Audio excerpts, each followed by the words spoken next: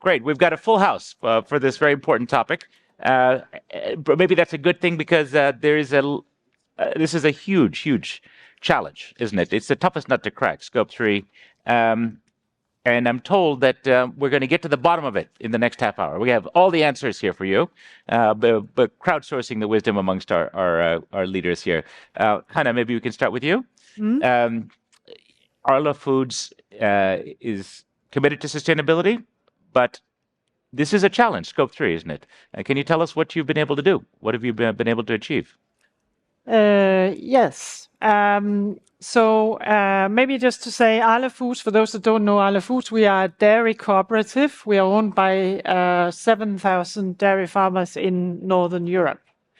That means our board is dairy farmers. So I guess we have the challenge that our suppliers is also our owners, which some days we love and some days we find even more challenging. But I think, so I guess for us, Scope 3 has been very much working with farmers. And how do we get farmers on this journey? So we work with them directly. And I guess the short version for us has been, it's all about data.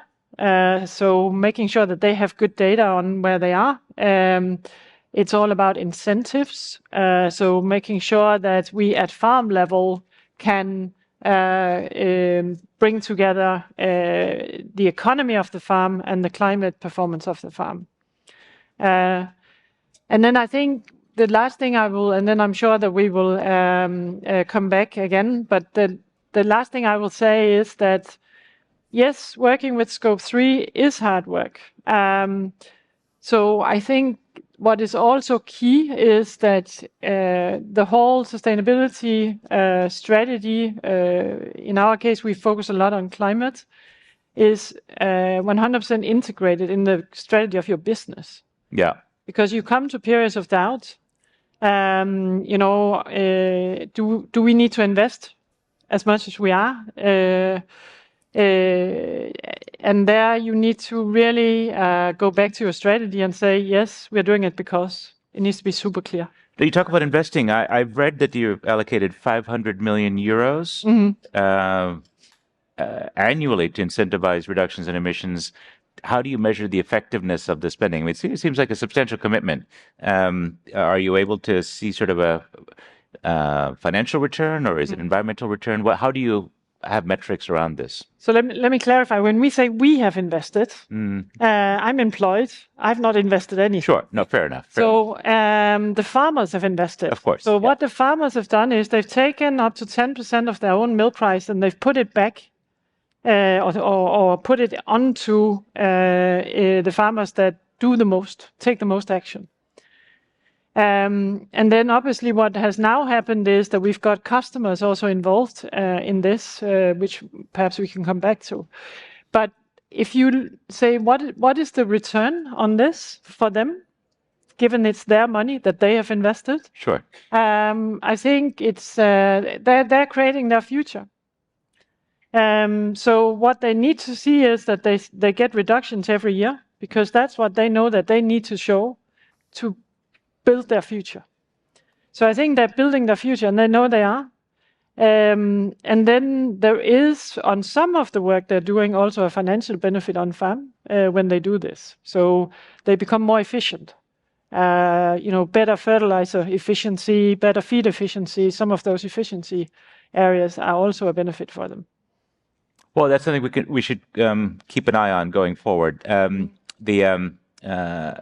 I know you have a database. You call it the Farm Ahead, is it? So you do have a tracking mechanism to follow this on your 8,000 plus farmers. Am I right? Correct. So the program, many companies have programs. We call our program Farm Ahead, and what we have in this program is the data, the incentive, and the partnerships with our customers, and we kind of call it a flywheel because we close the wheel by getting our customers in, because then we bring money back into the wheel from customers, which we bring out to farm, which means we can get more reduction. Right. So and I think that's what our value chains can do. when we work together across the value chains is that we can all be part of making change happen. Yeah, let's hope. I mean, the flywheel effect is what we need to get a lot of these things going. Aaron, maybe we can come to you. People may not know Bloom and Wild, although many people will, some won't. Will you tell us what you do and what you're thinking about to make the very beautiful business you're in more sustainable? Thank you very much. Hope everybody does know Bloom and Wild, but on the off chance you don't, we're Europe's leading direct-to-consumer flower and gifting platform. I started the business here in the UK 12 years ago. We're now active across 8 European countries. We send out around 5 million bouquets, plants, and other gifts around Europe each year. We are a certified B Corp and are on an ambitious path, which we're currently ahead of track on, to reduce our carbon emissions by 50% from 2021 to 2030. Now, almost by nature, your business involves emissions, and is difficult. You need to get stuff to people and in a timely fashion, right? In time for the holiday or whatever reason they're sending stuff. But I understand you are looking at different modalities of transport, thinking about sea shipping or barges rather than, say, by diesel lorries and so on. So give us an idea of how you're actually thinking in granular terms about reducing your environmental footprint. Yeah, so I guess there are many steps in our product supply chain. To simplify, there's flowers getting from where they're grown to us, and there's flowers getting from us to the end consumer. That second part is more commoditized and easier to switch. Many last mile carriers are rolling out all electric fleets. Actually, here in the UK, which is our largest market, 3/4 of our deliveries are delivered on foot using Royal Mail and postmen doing their rounds, which is the lowest possible emission method. But actually the more difficult part, and where the work sits more with us rather than with our carrier partners, is the farm to us step. And there are a few things we do here. Probably the most important one is to reduce down the number of stems that unnecessarily make that journey. So in our industry, waste can be as high as 40% because flowers go through lots of middlemen. Each one has some buffer, is not very good at forecasting because they're often small businesses. And so our supply chain generates a lot of waste. And if you look at the waste hierarchy, the sustainability hierarchy, the number one thing you can do is not produce more than you need. So by reducing down waste down into the mid-single digit percent and applying a lot of data and proprietary AI to do that, we've made a big impact. That's not enough, though, to reduce emissions by 50% over 9 years and ultimately by 90 to 95%.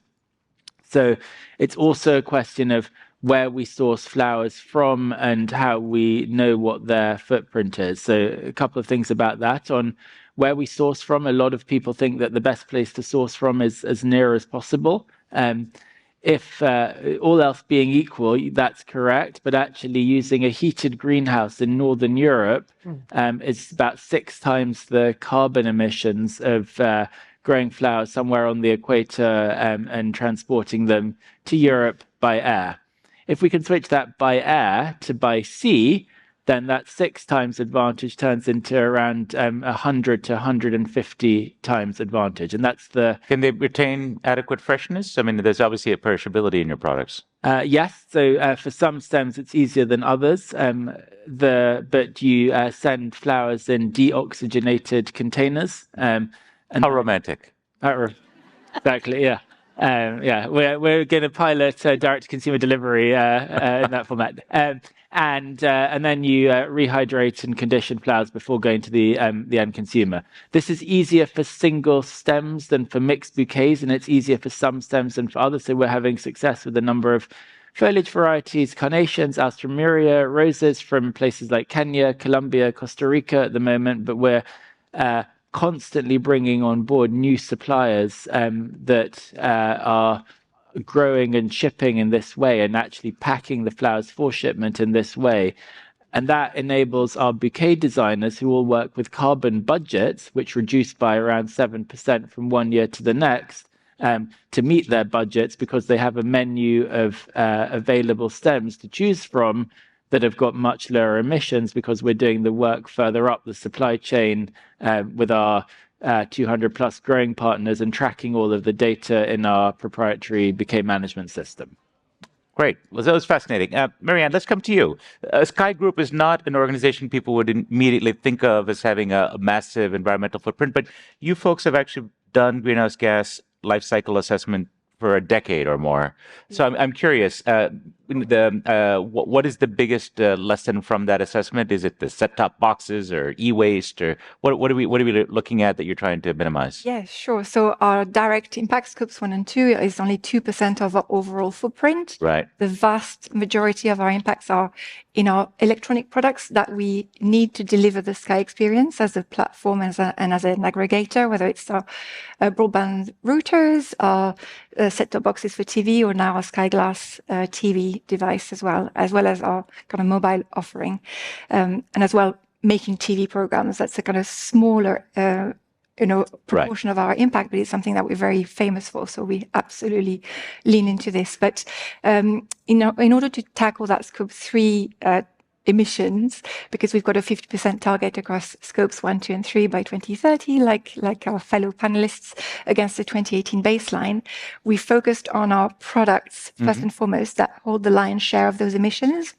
So we incorporated life cycle assessments, as you said, that we've been doing for over a decade to inform our product design, and incorporated them into our greenhouse gas emissions for our scope 3. So we broke down, those LCAs, which are the kind of highest level of primary data you can have, and replace what we had spend data with that very kind of specific emissions related to a specific router, specific TV, and you multiply that by the amount that you manufacture in a given year, and that gives you a very clear sense of the impact your portfolio has any given year. And when it comes to the use of our products, they all consume electricity in customer homes, and we take responsibility for that. So we've got a real-time telemetry set up because these devices are connected, and we understand the carbon impact of that electricity consumption. So you're just to understand, you're using that real-time telemetry to understand how people use your products, the energy consumption, as it were. Yeah. And how do you... And to report it. How is that feedback into future product design, or is it into the way you actually work in real time, which is the way it's used? Yeah, absolutely. We design our products in-house, and we've got very close working relationship with our manufacturers. So the bill of material, we understand it in carbon terms, kind of more and more, and we can iterate our design. So we own most of our products, so we design them for longevity and make sure that we understand where our portfolio is going. So that's number one, incorporating LCAs in our scope 3s, given us that level of certainty. And we've republished all our reports since 2018, incorporating that LCA last year for 2022. So when you're at home watching your telly, just remember your telly's watching you as well. But, with only benevolent interest in her heart, I'm sure. Gabrielle, let's come to you. You're head of environmental sustainability at BT, and I gather you like to play well with others. So tell us, collaboration seems to be something very important to you. Well, look here, me and Marianne. There you go. Competitors on stage. Yes, tech is well represented. So I think what we've realized, again, in influencing suppliers, so similar to Sky, when we look at BT's end-to-end carbon footprint, 95% is scope 3. 77% of that is our suppliers. And the lever that we have is to use our purchasing power. And I see that within BT as well. When customers start asking for sustainability information, that's when the board starts listening, and it becomes really important. We can see in RFPs that sustainability can be up to 30% of adjudication criteria. So if we go out as BT and talk to suppliers, they're like, okay, yeah, no, that's great, that's interesting. If we come together together through an association called the Joint Alliance for CSR, which is an alliance of 29 of the world's largest telcos. It's a different language, right? You've got 29 companies here coming to our big suppliers and saying, we have these requirements in terms of what we're looking for you to do on circularity, on setting science-based targets, on sustainability overall. It's about creating a sufficient marketplace for your suppliers to act on it. Is that Well, the idea? exactly. Presumably, there's also some degree of first mover disadvantage if you're the only one doing it, maybe incurring a certain cost that others are not. Was that part of your thinking at all in having friends in the room? Yeah, but I think somebody has to go first, right? There's always that, and I think, hoping when you go first, you hope to inspire others so that they will help you, and you come together as an ecosystem and you reduce emissions together. And you're finding tangible results. You can Yeah, point the result on. we are. So let's take the example of Ericsson. So Ericsson is a key partner of ours that I worked with, looking at how can you reduce the carbon emissions of the products that you supply to us. And they have a factory in Poland. They switched that factory to renewables. As BT, we only buy 1,400 products from that factory, but Ericsson buys 1.1 million, which means the whole industry, it was very little impact for us, but for the whole industry, a much greater impact. And I think if one of our competitors works with Nokia and they do the same thing, we will benefit. So, let's look at how we can have that snowball effect within the ecosystem. Right, scale effects or snowball effects, as you put it. That's good. Fabienne, let's come to you. Schneider Electric will be known to many. It's obviously a French company with a global footprint. And the sustainability dimension of the company, including the consulting aspect, is what you're involved with, although the company does broader energy services. I even had the chance to visit a facility in northern Italy where the company is involved with the cooling of the latest generation of NVIDIA chips, that is energy services associated with the AI boom, trying to reduce the energy intensity, improve the efficiency. And so the company has a big footprint in energy efficiency. How do you bring a sustainability filter to a company that's already almost by its business model dedicated to making its clients more sustainable? What's the special sauce you're bringing to that? Right. And in the context of Scope 3, I would really echo what Gabrielle and Marianne just said. There's, for me, two different key takeaways or two learnings. The first one, it's much more about the carrot than the stick, and I'll explain myself just afterwards. And the second, it's all about collaboration. When we speak about a supplier engagement program, the reality is that you can't do it alone. What I mean by that is around Scope 3, when we started our journey on supply chain decarbonization, it was back in 2021, so post-COVID, and we set a bold commitment. That bold commitment was by 2025, so by the end of the year, we're going to divide by 2 the emissions of our top 1,000 suppliers. Quite frankly, at the time, I'm not sure really exactly anyone had a clue on how we were going to achieve it, but it was part of setting that vision. And we've learned a lot.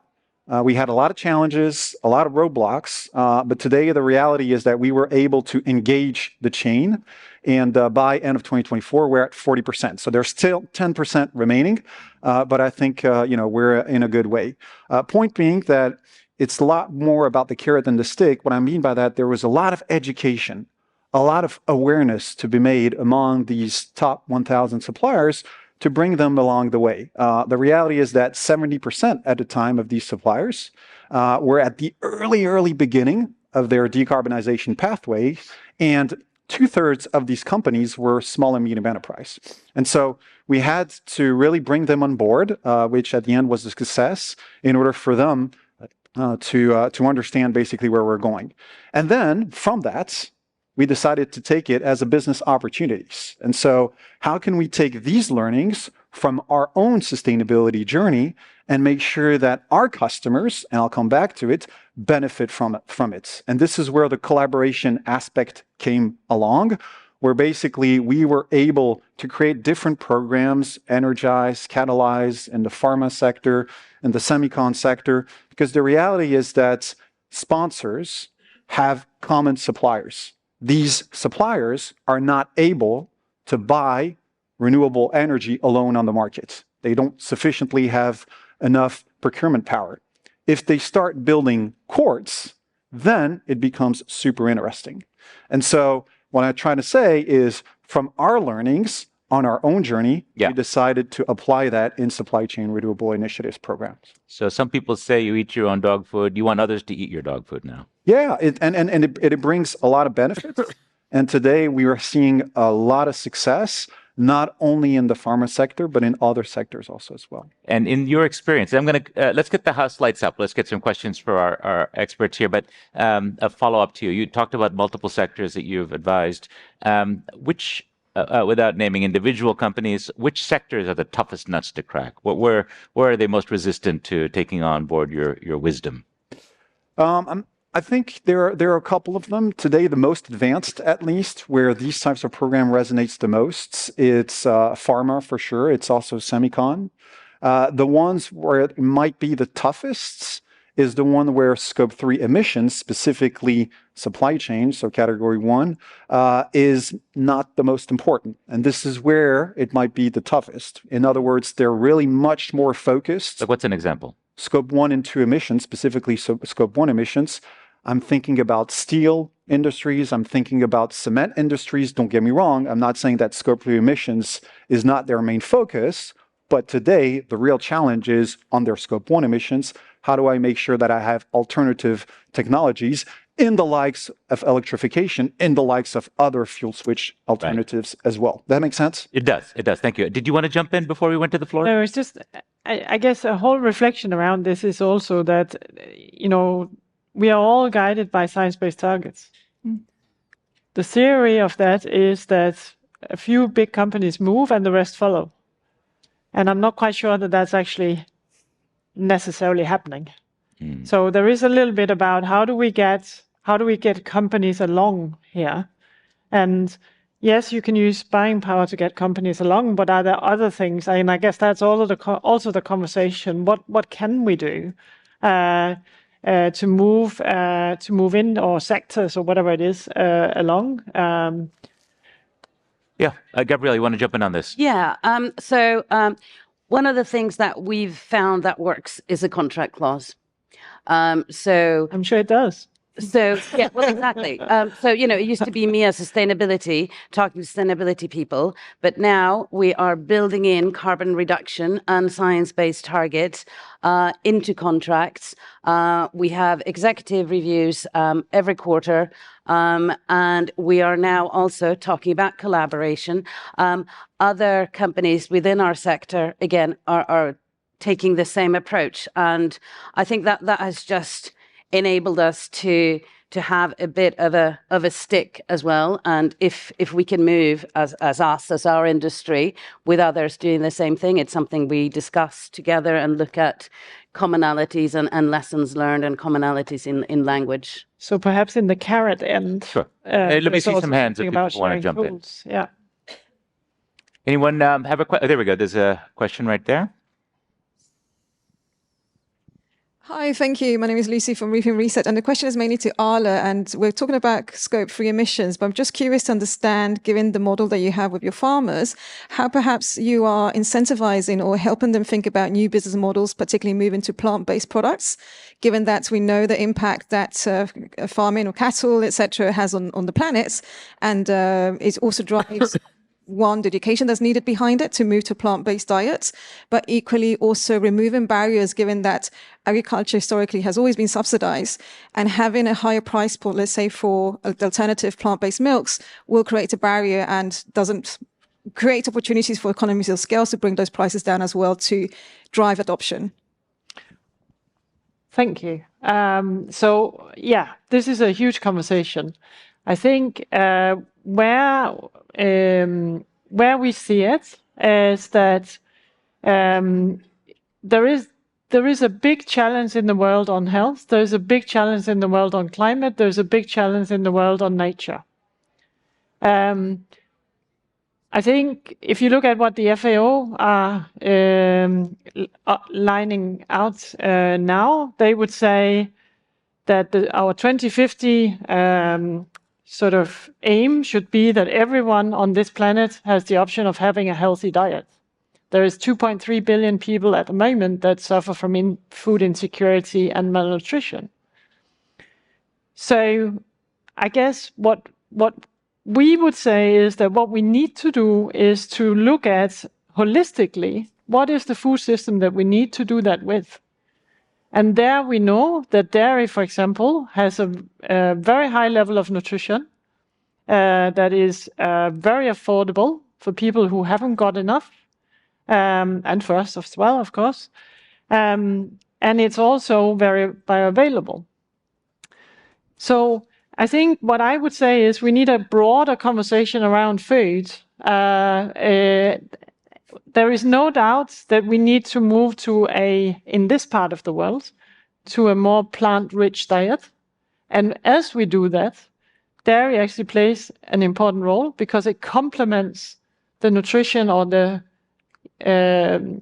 diet, let's say, for it to be a strong diet.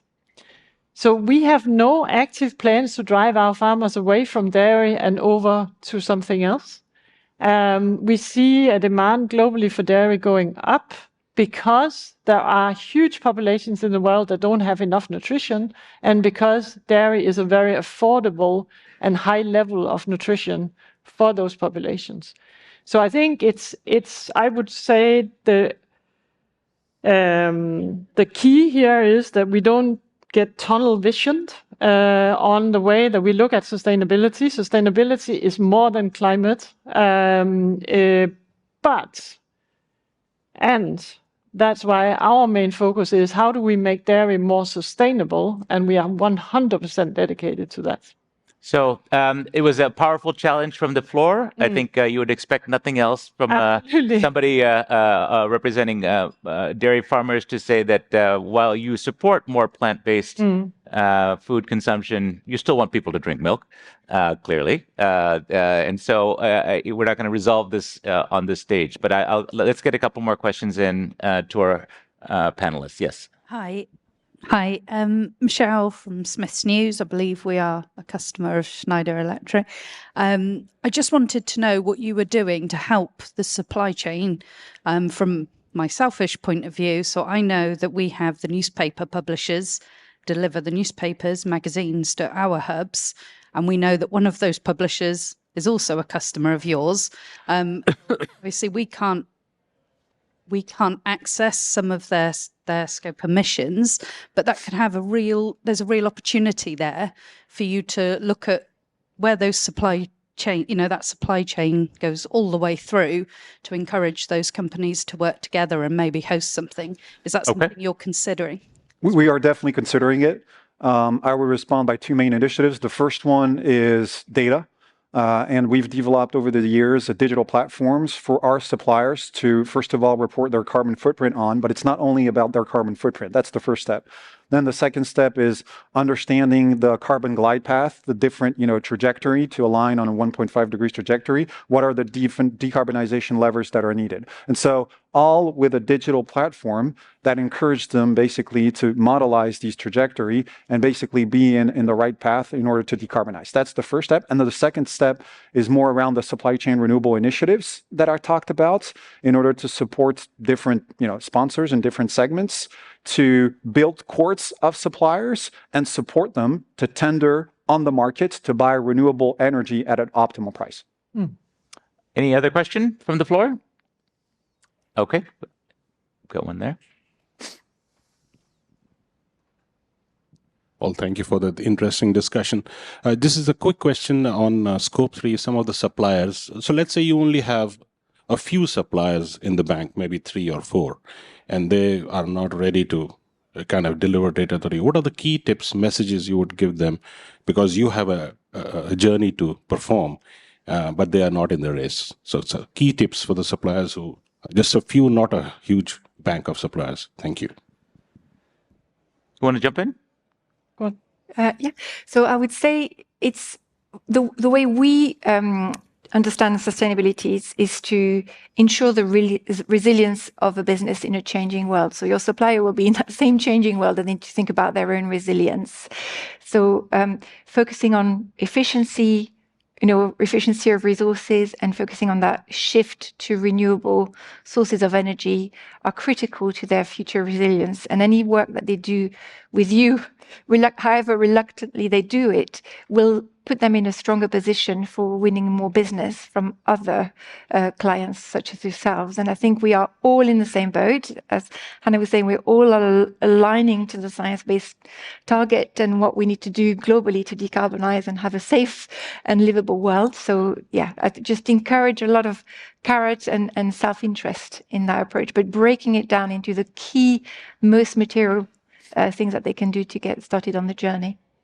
Thank you. I think there's one question coming in on the Slido. It's directed to Sky and BT. How do you track emissions from marketing initiatives? I'm curious if you do it all. So by marketing, do you mean, if it's strictly speaking, the impact of advertising? We are founding members of, AdGreen and the Ad Net Zero, which is the advertising sector's answer to what we're going to do to take climate action together, and the impact of making those adverts, but also what is shown on screen. If you're talking more broadly of how we're marketing our products and where we want to grow, and that idea of profitability and business growth, we focus on what the future trajectory of our business is. So we take the financial long-range plan of our business and where we want to be by 2030, which products we want to have and in which quantities, and how much business we're doing with suppliers. And we paint the carbon picture of that. So it's making sure that we know what trajectory we are, so that's including our marketing and what we want to sell more of, and whether we're on track for our targets. So we're able to do that. It's a very useful mechanism to work with your finance team, lay your carbon data over the future pathway of the organization, so that you know exactly where your marketing is going to lead you. And we know we're on track for a 50% reduction using our portfolio mix. Anything to add from your organization? No? She's covered the waterfront. Okay. We're just getting close to our end of time. Any final question? If not, I will wind up. There is one last question. Let's get a quick question and a quick answer.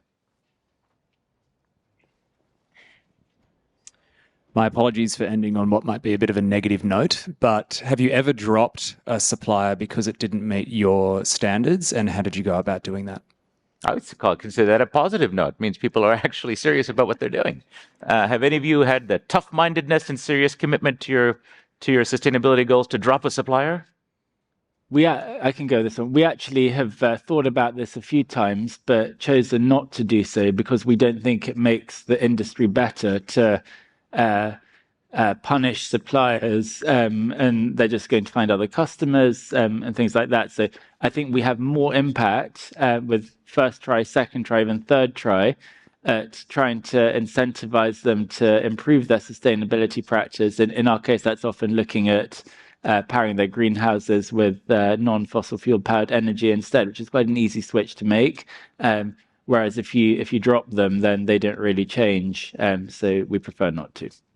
Yeah, a quick follow-ons. So maybe this is also going to be about, as we move towards 2030, what happens. And I think for me, a supplier relationship should be a long-term thing. And I'm pretty sure the suppliers that we have, I no doubt that this is important, but it's not the only thing that's important. So I guess it's also about working with companies. But in the end, if companies don't want to move and don't want to be part of delivering, then... See, what you work with them to help improve them. A quick final thought. Yeah. Out of the program I was talking about, the Zero Carbon Project, 1,030 suppliers were in the first place, and 1,025, to be super precise, decided to be on board, which means 5 suppliers didn't make the cut. Didn't make it. All right. So he gave the boot to 5. The fact that it's much more about the carrot than the stick. Good for you. Good for you. Okay. All right. So you got an answer. Thank you, my panel, for giving us such rich answers. We appreciate it. We wish you luck.